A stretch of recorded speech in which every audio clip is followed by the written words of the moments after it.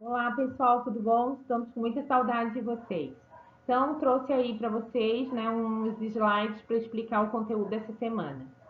O sistema cartesiano ortogonal, né, conhecido por muitos de vocês como plano cartesiano, ele é formado aí por dois eixos. Um eixo X, que a gente chama de eixo das abscissas, e o eixo Y, que a gente chama de eixo das ordenadas. O encontro desses dois eixos, né, a gente vai marcar o ponto zero. Acima do zero no eixo Y, no eixo da ordenada, na vertical, a gente vai ter os números positivos e abaixo do zero os negativos. No eixo das abscissas, no eixo X, à direita do zero nós temos os números positivos e à esquerda do zero os números negativos. O sistema cartesiano ortogonal ele é formado aí por 4 quadrantes. Esses quadrantes estão escritos no sentido anti-horário, né? E no primeiro quadrante a gente vai ter pares ordenados onde o x e o y vão ser positivos. No segundo quadrante a gente vai ter o x negativo e o y positivo. No terceiro quadrante nós vamos ter o x negativo e o y negativo. No quarto quadrante, a gente vai ter x positivo e y negativo. Ok, gente? Alguma dúvida até aí? Não? Tá tudo certo? Pessoal, então eu trouxe também para vocês, como tem lá no material, né? Um plano cartesiano, né? E onde a gente localizou pontos. No plano cartesiano, a gente desenhou aí o eixo X e o eixo Y, e aqui a gente quer determinar o ponto P. O ponto P, gente, ele é formado pelo par ordenado menos 2 e 1. Quer dizer o quê? Que o X é negativo e o Y é positivo. A gente sempre começa marcando pelo eixo X, né? Para ficar mais fácil. Então, X menos 2. O X só pode subir ou descer. Nesse caso, ele vai subir, porque o y é positivo, então o y está para cima. Lá no y igual a 1, eu vou puxar aí pontilhados até encontrar o meu ponto lá, que eu marquei o menos 2. Então, esse ponto eu chamei de ponto P. Então, no ponto P, eu tenho um par ordenado, onde o primeiro número é negativo e o segundo é positivo. No terceiro quadrante, a gente marcou aí o ponto Q e o ponto N. Então, vou ver aí com vocês, né, relembrar como é que eu marquei esse ponto Q.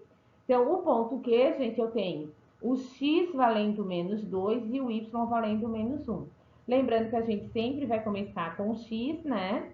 Então, menos 2 vai descer, porque o meu y é negativo. E lá onde eu tenho menos 1, esse menos 1 vai em contra ao menos 2. Ok? O ponto M é um ponto que está lá no quarto quadrante. O ponto M ele tem o x positivo e o y negativo. Então, o x é positivo, ele vai descer porque o y é negativo. E aí, lá onde eu tenho um y2, ele vai de encontro a esse 1. E aí, eu marco o ponto M. E no primeiro quadrante, a gente tem o ponto O. Lembrando sempre que o primeiro número é x e o segundo número é y. E aí eu tenho x2, vai subir ou vai descer? Vai subir, porque o meu 1 é positivo. E o meu 1 lá no eixo y vai de encontro ao meu número que eu marquei lá no 2, no eixo x. Ok, gente? Então, sempre tem que respeitar a ordem, gente. Primeiro x e y. Se eu troco a ordem, eu já não tenho mais o mesmo par ordenado. Ok? Pessoal, e como que eu identifico se é uma função? Então, a gente trouxe aí de uma forma mais simples através do conjunto, né? Porque o diagrama de Venn a gente já trabalhou aí, foi o nosso primeiro assunto. Então, trago aí o conjunto A e o conjunto B, né? O conjunto A é dito conjunto de saída e o B o conjunto de chegada. Como que eu vou saber, né, em quais números ligar essas setinhas? Então, vai ser dada uma fórmula lá no enunciado. Então, no enunciado desse problema, eu digo que o y é igual a x, eu aviso para vocês que o x pertence ao conjunto A e o y pertence ao conjunto B. E aí, eu construí uma tabela para ficar mais fácil para vocês. Nessa tabela, eu coloquei aí os valores de x, que é os valores do conjunto A, eu coloquei a fórmula x, y e o meu par ordenado que eu vou formar, né? Então, o x é o número que eu substituí e o y é o resultado da conta que eu vou achar. Como essa fórmula diz que o x é igual a y, a gente não vai ter uma conta, né? Se x é menos 2, o y tem que valer menos 2. E aí formamos o par ordenado menos 2 e menos 2.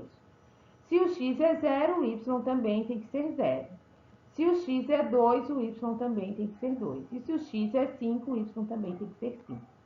Então, a partir desses pares ordenados que a gente construiu, a gente vai lá para o diagrama de Venn. Ó, o menos 2 tem que ligar com o menos 2 no conjunto B, mas eu não tenho menos 2 no conjunto B. Se eu não tenho menos 2 no conjunto B, eu não faço nada, não vou mexer, ok? Depois, 0 tem que ligar no 0, ok, consegui ligar. O 2 tem que ligar no 2, também consegui ligar. E o 5 tem que ligar no 5, também consegui ligar. Então, gente, o que aconteceu? Isso vai formar uma função? Se a gente observar, o elemento menos 2, ele pertence ao conjunto A, mas ele não possui um correspondente B, não tem o menos 2 no conjunto B. Como isso não acontece, né? Como o menos 2 acaba não tendo um correspondente, então nós não temos uma função. Então, para ser uma função, gente, cada elemento do conjunto A precisa ligar com o elemento do conjunto B. Ok? Alguma dúvida? Pessoal, e aí eu trago um outro exemplo. No exemplo 2, eu também trouxe o conjunto A e o conjunto B, só que agora eu trago uma outra fórmula. Digo que é uma relação de A em B também, quer dizer o quê? Que os elementos vão partir de A e eles têm que achar um correspondente em B. Então, a fórmula agora é x mais 5 igual a y. Então, eu construí uma tabela também. Eu digo lá para vocês no enunciado que o x pertence ao conjunto A e o y pertence ao conjunto B. Então, na tabela eu coloquei os elementos de x, coloquei a fórmula e coloquei lá o y, e aí vamos formar o par ordenado. Quando o x é 0, a gente vai ter 0 mais 5. E 0 mais 5 é 5, então a gente formou um par ordenado 0, que foi o número que eu substituí, e 5, o resultado que eu cheguei. Depois a gente vai substituir o x por 5. Então, nós vamos ter 5 mais 5. Então, vai dar 10. Então, quer dizer que o meu x é 5, que foi o número que eu substituí, e o meu y é 10, que foi o resultado que eu cheguei. E o último número que a gente substituiu aí foi o 15. Então, a gente vai ter 5 mais 15, que vai ser igual a 20. Então, 15 é o número que eu substituí e 20 é o resultado que eu cheguei. Então, lá nos diagramas, agora a gente vai ligar o 0 no 5, o 5 no 10 e o 15 no 20. Então, se vocês observarem, gente, todos os elementos de A estão associados a um elemento de B. Cada elemento de A tem um único correspondente em B. E, então, essa relação de A em B forma uma função. Então, para formar uma função, gente, eu preciso ter que cada elemento do conjunto A, tipo, o 0, ele só pode se ligar com o elemento 5. Ele não pode partir duas flechinhas do 0. Do 0 só pode partir uma única flechinha, ok? Ele só tem uma única imagem. O 5 só pode ser ligado ao 10. O 15 só pode ser ligado ao 20. Se vocês observarem, no A não sobrou ninguém. Então, está formando uma função. Não tem problema que lá no conjunto B sobrou elemento. No B pode sobrar, mas no A não. Ok, pessoal? Espero ter ajudado vocês. A gente está com muita saudade, está sentindo falta das entregas dos materiais. Entrem lá no Teams, tirem as dúvidas de vocês, tá? A gente tá morrendo de saudade de vocês, tá bom? Eu e o professor Leôncio estou mandando aí um abraço e um beijo para todos vocês. Tchau, pessoal!